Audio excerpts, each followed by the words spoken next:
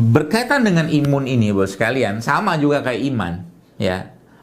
Imun itu bisa lemah, bisa naik, ya. Kalau iman itu kan naik turun, imun juga bisa naik turun. Apa yang menyebabkan lemahnya imun? Semua yang tidak sesuai, tidak cocok, yang tubuh itu akhirnya memerlukan effort ekstra untuk mengolahnya. Ya, seperti apa? Yang paling gampang adalah semua makanan-makanan yang diolah, ya, dikemas ya dengan menggunakan atau mungkin dengan berbagai macam pengolahan. Kalau sekarang paling itunya itu paling trennya itu namanya ultra processed food salah satunya. Karena tadi ultra processed food itu salah satu makanan yang melemahkan imunitas kita. Bapak Ibu nanti browsing aja apa saja ultra processed food itu ya. Karena kalau saya jelaskan semua panjang ceritanya ya.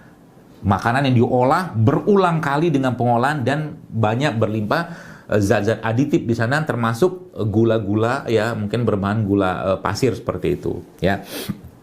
Kemudian makanan-makanan yang mengandung lemak-lemak yang tidak baik yang kita kenal sebagai lemak trans ya. Lemak trans itu yang didapatkan dari mana? Semua produk yang digunakan atau mungkin diolah dengan menggunakan minyak goreng. Minyak goreng. Jadi saya tuh berimpian atau mungkin punya cita-cita besar gitu ya. Kalau seandainya nanti mulai ada banyak masjid-masjid yang ditulis di depannya gede-gede waktu Ramadan ya, misalkan kami menyediakan takjil sehat gitu kan. Karena kan sudah tahu kalau takjil bulan Ramadan apa isinya. Kalau nggak tahu, lontong, gorengan sama sirup.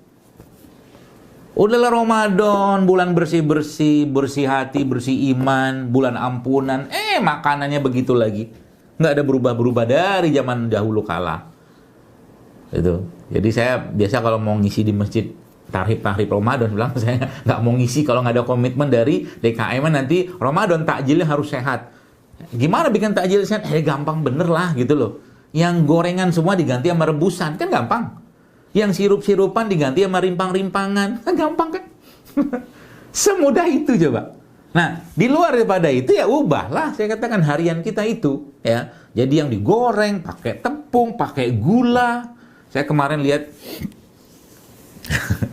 pas saya ada acara di daerah Bogor gitu kan. Lihat bapak-bapak gitu kan. Masya Allah. Dia makan mie itu Pak. Mie dalam cup gitu. Makan mie dalam cup, minumnya soda Pak. Saya mungkin menduga bapak ini uang asuransinya banyak mungkin untuk berobat.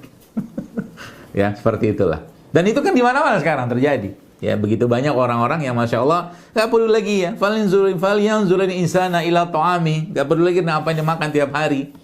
Ya, dia nggak ngerti bahwa makan begini bisa jadi masalah buat kesehatannya. Ya, jadi prinsip pertama dalam menjaga imunitas ya, stop what makes you sick. Itu dulu. Stop what makes you sick. Stop what your immune decrease. Stop yang bikin imun itu lemah. Apa saja? Banyak. Tadi sudah saya jelaskan beberapa itu. Oke? Ya gula pasir lah, tepung segala macam standar lah kayak begitu ya. Nah, sekarang kita akan bicara terus bagaimana apa yang bisa meningkatkan imunitas tubuh kita. Ya.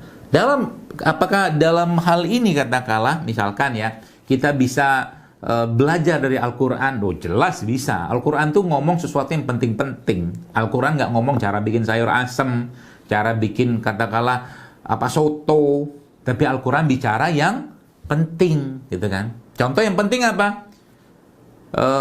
Auzubillahi wasyamsi wa duhaha. Sekarang kan lagi heboh-heboh tuh vitamin D matahari. Allah udah ngomong belum tentang itu? Sudah. Wasyamsi wa duhaha, dan demi matahari dan cahaya di pagi hari. Itu waktu berjemur kan, cahaya matahari gitu kan. Dan sekarang ternyata matahari naik daun gitu kan. Yang dulunya orang nggak banyak berjemur, sekarang berjemur. Buka baju lah, segala macam bapak-bapak gitu kan. Berjemurlah dia. Dalam Al-Quran sudah menjelaskan tentang itu. Wasyamsi wa duhaha, cahaya matahari di pagi hari. Suruh ngelihat matahari. Karena banyak orang nggak ngelihat matahari. Ya, semoga bapak-bapak yang kerja di BPKH atau ibu-ibu ini sempat melihat matahari ya, karena perlu melihat matahari. Matahari itu perlu dilihat, bukan supermarketnya, tapi matahari beneran. Karena apa? Karena ketika ngelihat matahari, terutama di pagi hari ya, itu akan terjadi perubahan circadian rhythmnya kita dari parasimpatik berubah menjadi simpatik. Disuruh ngelihat matahari, makanya pagi-pagi dibuka tuh jendela, terutama waktu-waktu yang sudah mulai matahari terbit, supaya apa? Berubah sistem dalam tubuh kita, ya seperti itu. Ya, nah matahari ini hal yang meningkat. Jadi bagaimana caranya? Berjemur lah gitu kan. Berjemur, ya, vitamin D segala macam kita sudah tahu gitu kan, dan bahan-bahan pembentuk vitamin D-nya atau mungkin yang kita bisa asup, misalkan bisa kita berikan juga pada tubuh kita. Seperti apa contohnya? Jamur-jamuran itu kan mengandung vitamin D, salah satu contohnya. Kemudian yang kedua, gerak. Don't stop moving, jangan berhenti bergerak. If you stop moving, you die. Ya, jangan berhenti bergerak. Kalau kita tidak bergerak, makanya bagi Anda yang kerja ya di kantor atau dimanapun ya, kalau bisa mah exercise lah.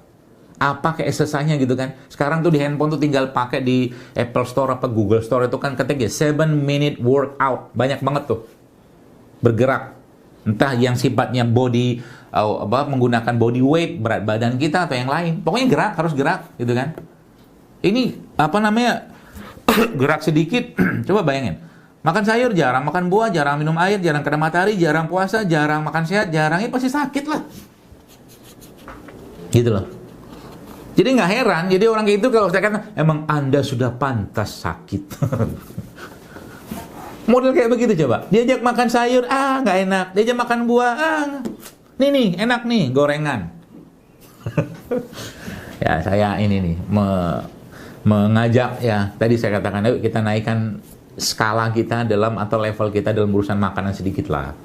Jepang itu salah satu negara dengan the lowest obesity rate in the world. Kenapa bisa kayak begitu? Kalau saya lihat ya, salah satu kedahsyatan ya Jepang ya dalam hal ini ya, itu adalah dia mempraktekkan salah satu ya, mungkin mereka nggak paham gitu kan, mempraktekkan salah satu ayat dalam Al-Quran itu apa? Lahman toriyan.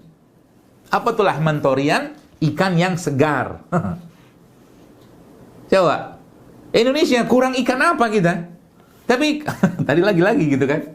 Di sana makan ikannya nggak pakai minyak, kita pakai minyak. Itu dia.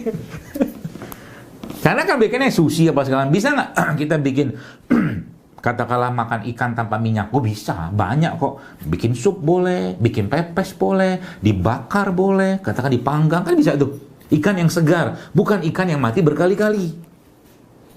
Kan ada tuh ikan mati berkali-kali. Dari laut, bekuin, hidup lagi dia, bukan hidup lagi. Itu kisah Nabi Musa itu, yang ikannya hidup kembali itu. Ya, mati, jadi nggak ada yang nikmat ikannya gitu loh.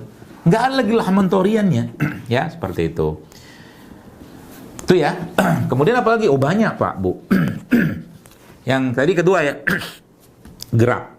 Apakah ada perintah dari Allah tentang bergerak? Ada, disuruh menyebar, bertebarlah kalian muka, itu bergerak semua itu. Ya. Dan dalam ayat yang lain atau mungkin hadis Nabi SAW jelaskan bahwa mukmin yang kuat kata Rasulullah itu lebih dicintai Allah daripada mukmin yang lemah. Gitu ya. Nah, yang ketiga adalah air. Ya, 3 poin ya. Cara meningkatkan imunitas ya, air. Jadi beneran minum air. Minum air. Ya. Air apa? Bukan air berwarna, tapi air yang putih, air yang mineral, mengandung mineral, ya, seperti itu. Nah, yang keempat, ya, real food. Apa itu? Ini bukan merek. Real food yang saya sebut ini bukan merek, tapi real food di sini adalah contohnya begini. Jadi kalau mungkin saya gini aja biar gampang Bapak Ibu sekalian ya, saya tanya ya, nggak usah jawab juga lah, karena terlalu banyak nanti akan jawab. Contoh mungkin begini, kalau saya ambil jeruk, satu buah jeruk gitu kan, dengan saya ambil jeruk yang sudah dibuat jus dalam kemasan, dikasih nutrition fact atau fakta nutrisinya dan segala macam labelisasi pada jeruk tadi. Nah sekarang saya tanya, yang real food, yang jeruk atau yang ini? Semua udah tahu jawabannya kan? Ya. Nah, semakin banyak yang ini Anda makan, Bapak sekalian, real food ini, semakin sehat Anda. Itu aja prinsipnya. Semakin banyak real food yang Anda makan, semakin sehat dan semakin berkualitas sel-sel dalam tubuh kita. Ya. Berarti dokter, misalkan bakso tuh real food dong. Contoh, ya kan. Sebelum saya cerita bakso, atau sebelum saya ngomong tentang bakso, Itu wanita-wanita atau muslimah-muslimah bertanya kepada saya pada saat kajian dengan kertas gitu kan, dan tanya tentang masalah menstruasi mereka, ya terlambat, sakit, nyeri apa segala macam, darahnya banyak, kemudian ada tumor, apa kista, apa PCO segala macam. Itu pertanyaan saya cuma satu pada mereka. Ibu hobi makan tepung ya? Jawabannya iya. Sampai sini paham ya? Itu semua ibarat kata mah kalau di rata-ratain semua tuh punya kebiasaan yang sama. Saya tuh nggak banyak makan kok dok, gitu kan. Saya nggak makan nasi tuh gitu kan. Tapi dia bisa makan mie ayam, bakso, kan tepung semua gitu loh. Paham ya? Dan laki-lakinya juga makan. Laki-lakinya juga makan. Apa yang terjadi kalau laki-laki makan produk-produk seperti itu yang menyebabkan lemahnya imunnya? Kelaki-lakiannya berkurang. Bukan bicara kelaki-lakian yang urusannya sama atas ranjang. Itu udah di depan sana, kita nggak usah bahas. Bahas yang di awalnya dulu, ar-rijalu qawwamuna 'alan nisa. Apa itu? Nggak ada leadershipnya, nggak ada tegas-tegasnya, nggak ada katakanlah apa ya? Ya sosok yang berwibawa gitu kan. Ketika laki-laki kekurangan testosteron, maka estrogen atau lemak yang ada pada tubuhnya itu akan di-convert menjadi estrogen, maka akan jadi laki-laki yang lebay. Lebay dalam sisi emosi, ya. Makanya bagi bapak-bapak nih, saya tantangin. Kalau bisa mah lemak-lemaknya diturunin. Ya. Lemak-lemaknya diturunin biar jadi testosteron gitu kan. Jadi benar-benar jadi pemimpin gitu loh. Nah, dia apa? Real food. Ya, real food, makanan asli. Jadi semakin banyak makanan yang Anda kupas, bukan yang dikemas, semakin sehat Anda. Prinsipnya itu, ya. Jadi mulai hari ini perbanyak makanan-makanan asli, gitu kan. Buah, sayur apa segala macam, ya kurma, madu, ya apa produk-produk herbal lain segala macam gitu kan. Pokoknya perbanyak itu. Dokter boleh nggak cheating? Boleh, tapi 20% saja. Ya, 20% saja, jangan kebalikannya. Ya, karena ada orang yang malah justru 80% yang fake food. Kalau kita nyebutnya fake food, ya, seperti itu. Nah, yang ke berapa tadi? Keempat itu yang ini ada kelima terakhir. Nah, ini sebenarnya bahan bangunannya. Bukan bahan tentara atau tukang bangunannya, ya, tukang atau pekerjanya yang disebut dengan probiotik. Jadi misalkan begini, Anda bayangkan ada rumah yang mau dibangun, dibelilah bahan-bahannya, semen, batu, kerikil segala macam gitu kan, kusen apa segala macam, tapi yang bangunnya nggak ada, ya, yang bangunnya nggak ada, pekerjanya nggak ada.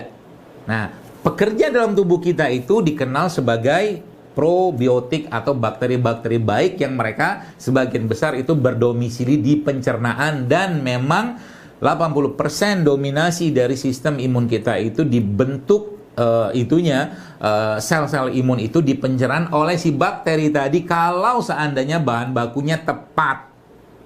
Paham sampai sini ya? Semakin banyak real foodnya, semakin bagus kerja si bakteri-bakteri tadi yang sudah defaultnya dalam tubuh kita itu ada.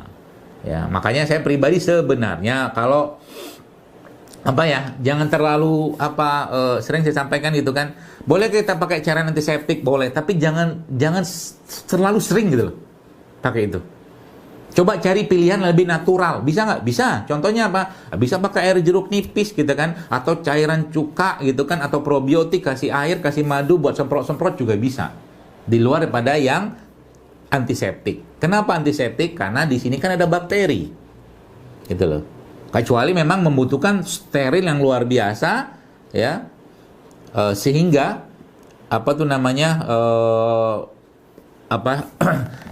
yang biasa dipakai di kamar operasi, gitu ya. Jadi itu probiotik, bakteri-bakteri baik. Ya, di zaman Nabi atau kan apakah cairan probiotik itu katakanlah disebutkan dalam Al-Quran? Ada. Ya, namanya apa? Khamr. Tapi khamr yang dulu kan awalnya kan memabukkan. Nanti di surga ada nanti khamr lisyaribin. Khamr yang tidak memabukkan. Di surga itu nanti ada yang disiapkan untuk kita dari minuman alkohol yang tidak memabukkan. Alkohol itu kan fermentasi sebenarnya.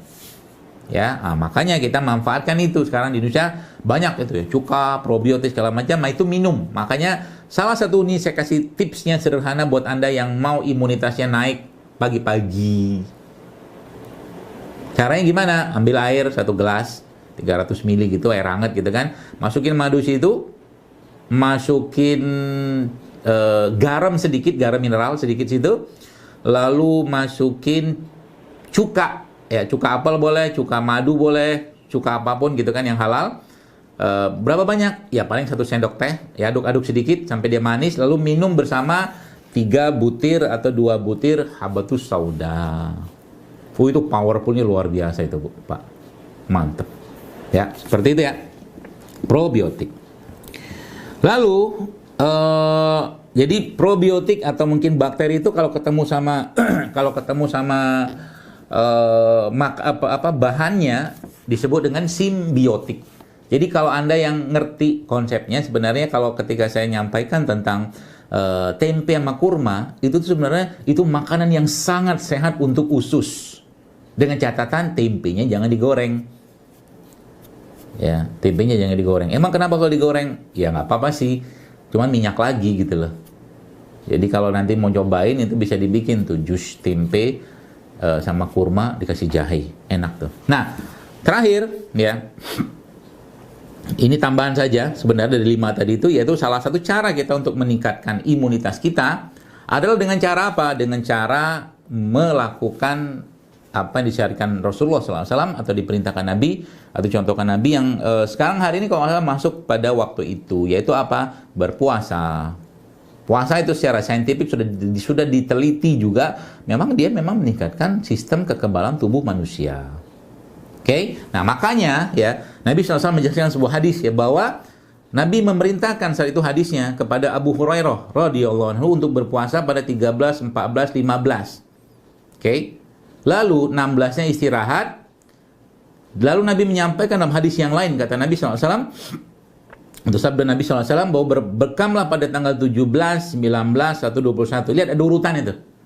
Bersih-bersih dulu badannya, 13, 14, 15, istirahat 1 hari, nanti tanggal 17-nya atau 19-nya atau 21-nya berbekam. Hadis lain menyebutkan bahwa berbekam pada tanggal 17 atau 19 atau 21, kata Nabi SAW, itu menyembuhkan penyakit. Masya Allah kan?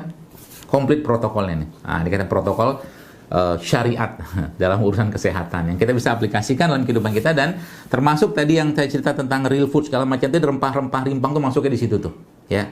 Jadi mulai sekarang minumlah rempah rimpang sebelum harganya mahal, serius, karena di Amerika sekarang kurkumin sudah ada di berbagai macam tempat supermarket di sana.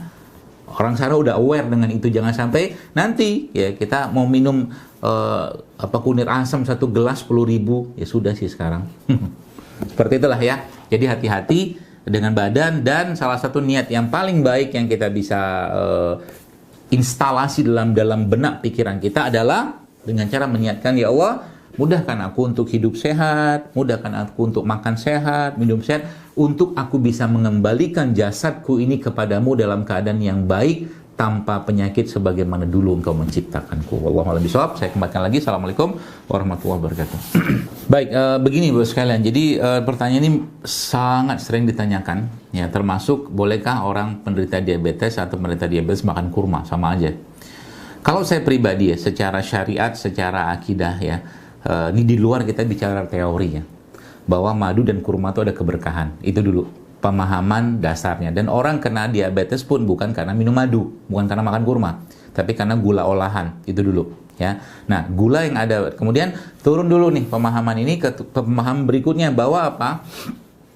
Bahwa ketika ada penyakit tertentu memang dilarang gitu kan, memang dilarang. Berarti kita nggak boleh sama sekali. Kalau saya berpikiran enggak ya. Kenapa? Minum saja untuk dapat keberkahannya ya, karena memang ada janji Allah dalam Al-Quran tentang madu, bahwa dalam madu itu dapat kesembuhan. Lalu turun lagi ke poin berikutnya, karena ada penyakit, apakah kita perlu pembatasan? Itu ya batasin saja. Misalkan ya, Anda minum madu mungkin sehari 1 sendok makan dulu, misalkan dibagi 3 kali, misalkan cek gula darahnya naik gak gara-gara itu. Karena orang yang kena gula darah sekalipun atau penyakit diabetes sekalipun, itu kan tetap butuh karbohidrat Dia tetap butuh karbo untuk energinya dia. Nah, alih-alih dia makan karbo yang nggak sehat, mendingan minum madu, gitu loh maksud saya. Ya, tapi tetap controlling itu atau kontrol itu dengan cara ya tes lah, cek gula darahnya. Kalau memang misalkan ya karakter madu itu nggak cocok sama dirinya, katakanlah setelah dia misalkan habis minum madu tiba-tiba gula darahnya naik berkali-kali lipat, misalkan ya udah nggak usah minum. Tapi sumber karbo yang lain kan ada, banyak kok. Ya, seperti mungkin ya ubi, singkong, tales, ya itu kan sumber karbo tuh. Ya, dan itu ya kalau saya sering katakan ya orang-orang diabetes ya tetap harus makan karbo ya karena dia karbo yang sehat tentunya ya. Jadi seperti madu kan salah satu sumber karbohidrat ya yang bersumber tapi bukan karbohidrat seperti gula pasir gitu kan, yang memang sudah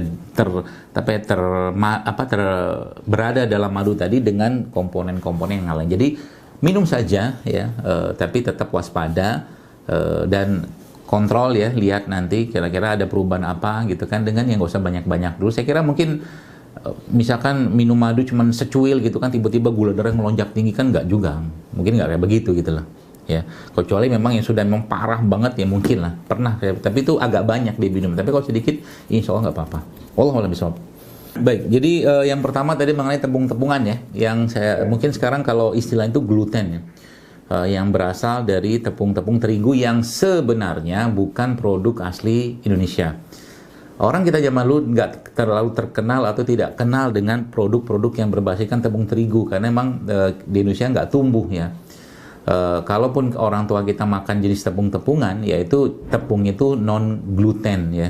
Contoh mungkin ya apa ya, kayak ubi rebus ya, singkong rebus, talas rebus ya, seperti itu kan non gluten tuh, atau kentang rebus. Jadi yang saya maksud tadi tepung-tepungan, tepung terigu. Jadi dalam hal ini berarti roti masuk ya, roti masuk. Makanya kalau Bapak Ibu mau apa ya, kalau saya cerita semua nanti malah was-was ya, tapi begini aja, coba nanti Anda cari tahu apa makanan yang tidak boleh dimakan oleh anak-anak autis, anak orang-orang kanker ya, orang-orang penyakit autoimun. Nanti salah satunya itu tepung.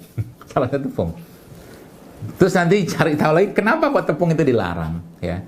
Memang iya ada beberapa orang yang namanya gluten toleran, gluten intoleran ya, seperti itulah. Tapi intinya ya kalau saya lebih memilih jaga aman aja lah. Artinya produk tepung-tepung terigu ini sebaiknya dikurangi, diganti dengan produk non terigu ya. Lebih baik kalau menurut saya. Contoh mungkin apa contoh? Kenapa? Diganti gandum. Boleh, tapi Indonesia berlimpah Pak. Di luar gandum pun banyak kok. Mokaf ya, tepung singkong kan bisa. Tepung singkong bisa, tepung sorghum bisa, tepung sagu aren bisa, banyak kok. Ya, termasuk kerupuk-kerupukan gitu kan, yang biasa suka makan kerupuk kan kebanyakan terigu tuh. Ya. Nah, bisa diganti dengan yang tepung produk kerupuk yang non gluten, biasa dari buah-buahan, sayur-sayuran gitu kan, yang sekarang sudah tidak menggunakan minyak lagi, mereka sudah di oven aja. Itu jauh lebih baik. Atau mungkin kalau nggak makan kerupuk kulit juga lebih baik daripada terigu. Ya, tapi kalau kerupuk kulit kan biasanya kan digoreng tuh minyaknya itu. Jadi kita mulai sedikit naik kelas lah dalam urusan makanan, begitu Pak. Gini loh Pak, Bapak Ibu sekalian. Saya harus tanya dulu, kecepatan kerusakan sel tubuh Anda atau sel tubuh kita itu dengan makan-makan sampah lah kalau bahasa saya gitu kan, dengan kecepatan Anda memperbaikinya, kira-kira cepatan yang mana? Jujur-jujur aja deh. Rusaknya Pak. Lebih cepat rusaknya. Ya itu, artinya kalau lebih cepat rusaknya tinggal tunggu waktunya aja. Ya, makanya saya bilang tadi, kalau Anda rajin makan buah, rajin makan sayur, rajin puasa, rajin olahraga, rajin berjemur gitu kan, cheatingnya itu boleh nggak? Boleh. Tapi 20% lah gitu loh. Kalau ini kan kebalikan. Bahkan nggak ada 20%-nya Pak. Makan sehat pun nggak ada 20%, 5% kadang-kadang. Ramadan pun yang jadinya, itu saya bilang tadi, Ramadan pun yang sejatinya bulan untuk bersih-bersih gitu kan, sama aja kayak 11 bulan makannya. Akhirnya apa? Tarawihnya ngantuk, maghribnya ngantuk, malam nggak bisa bangun gitu loh. Sayang ya. Jadi saya kira mungkin tadi ya, naik kelas lah kita dalam urusan makanan gitu kan. Berarti kalau seandainya saya setelah makan makanan yang tidak sehat seperti itu, udah tahu kan makan nggak sehat gitu kan, kenapa dimakan? Ya. Itu ada banyak TikTok yang saya nggak buat itu kan, ada orang lagi mau makan mie gitu ya, kemudian ada suara saya back soundnya tet gitu ya, kemudian bilang akhirnya ada satu yang bapak-bapak itu kan nggak jadi makan mie tuh, dia makan sayur. Setelah dengar TikTok saya itu yang suara saya gitu, mungkin itu bukan saya yang buat.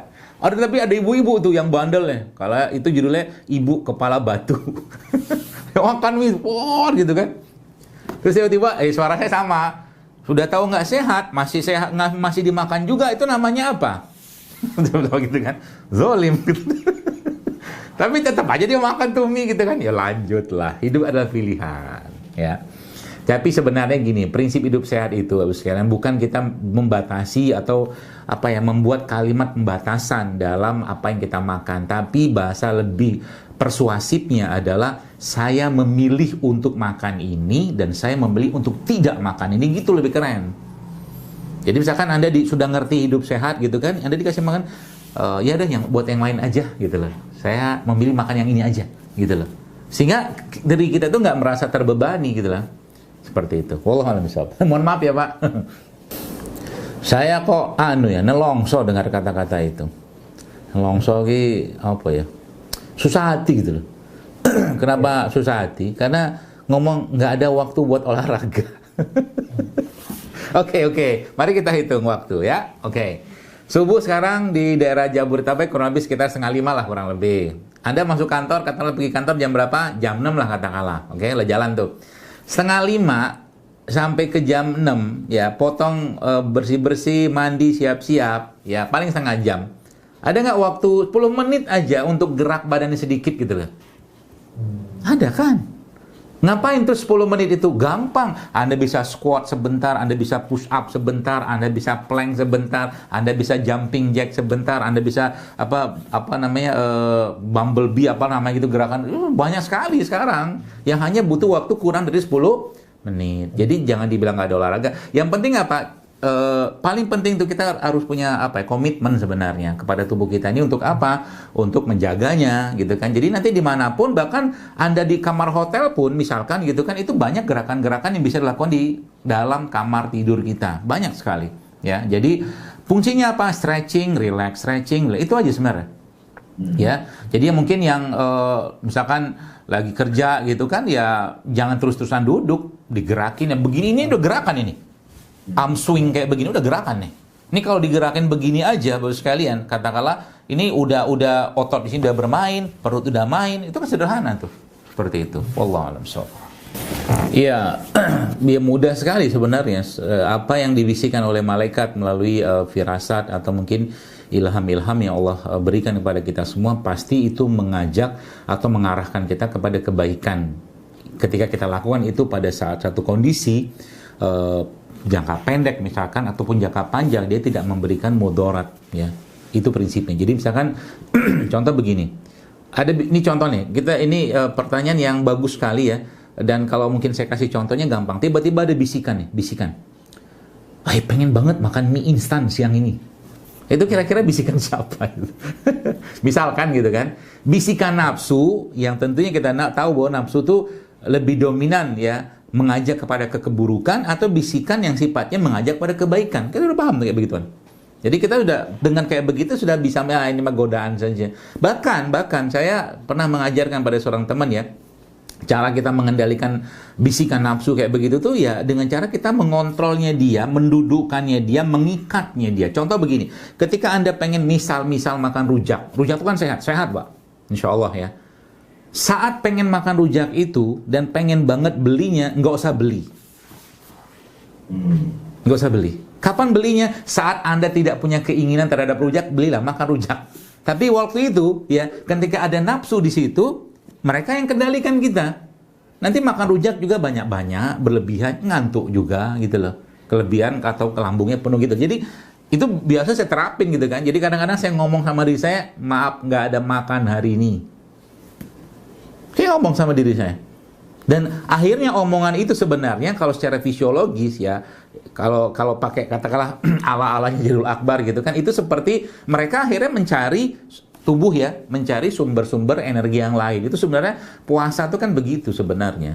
Ya, puasa, ketika kita berpuasa, kata Nabi kan, sahurlah kalian meskipun dengan sekedar air putih, kata Nabi. Itu sebenarnya salah satu cara untuk memberikan informasi ke tubuh bahwa ini makan terakhirmu. Gunakan energi atau sumber energi yang lain untuk aktivitasmu. Nanti sore baru makan, kan begitu. Maka itu berkahnya sahur kayak begitu. Jadi tadi ya prinsipnya ketika dia mengajak pada kebaikan, ya, kepada hal-hal yang membuat kita lebih baik, ya, kepada hal-hal yang membuat kita lebih dekat dengan Allah, lebih baik ibadah dan segala macam katakanlah hal-hal yang berhubungan dengan kebaikan tadi, nah, itu pasti Allah yang membisikkan melalui malaikat tentunya, ya. Dan di luar pada itu yang mungkin ya kita tidak mengatakan berarti makan mie instan itu bisikan iblis. Oh, enggak lah, bukan. Saya tidak mengatakan sampai situ nanti marah pula yang bikin mie instan gitu.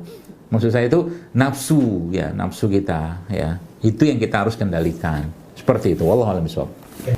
Kalau madu nggak ada yang minim gula lah, karena madu kan isi gula. Tapi yang paling penting kalau saya bahasa apa ya? Bahasa syariatnya lah gitu kan. Pilihlah madu yang sanadnya jelas, rawinya jelas, matannya jelas. Ah, itu. Jadi siapa yang ngambil, di mana ngambil, bagaimana cara ngambil, nah itu kita kalau bisa mah ketahui lah. Karena bisnis madu itu bisnis kepercayaan. Jadi kalau nggak yakin ya jangan beli deh. Apalagi ya banyak sekarang madu-madu yang seperti itulah, yang bahkan sebenarnya madu tuh nggak usah pakai lebah bisa dibuat. Dan itu memenuhi standar SNI. Bisa. Itu saya katakan tadi kan. Ini ngambil di mana nih? Kita tahu loh. Oh, dibikin di pabrik madunya. Bisa. Standarnya persis sama. Bahkan lebih baik. Ya, seperti itu.